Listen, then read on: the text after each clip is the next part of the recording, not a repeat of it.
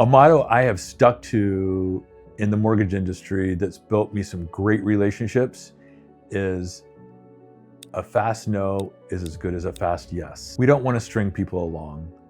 I think a fast no and explaining why it's a no is just as effective, and it builds confidence that you know what you're doing in the industry and you know how to respond to other industry professionals. What would create a no at Iron Oak Home Loans? I think top is we always look at property first.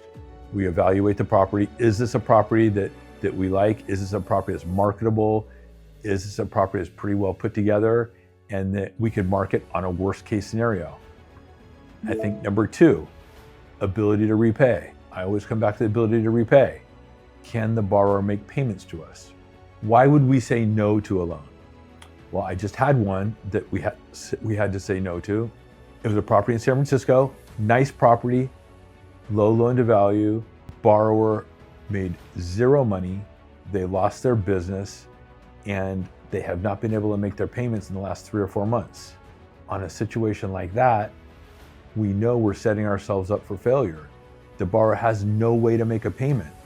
So in that scenario, we would say no to something like that. Why would we say no to a different loan?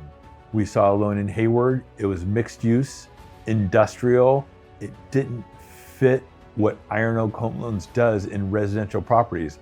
They tried to put a residential property in an industrial neighborhood, and it didn't fit the marketability for what we would look at in somebody where somebody would want to live. I think that's a situation you would say no to also. I saw another deal that had some serious mortgage rates that was in foreclosure. The borrower had already been in foreclosure 2 or 3 times, and they just couldn't show income to be able to afford to make a payment.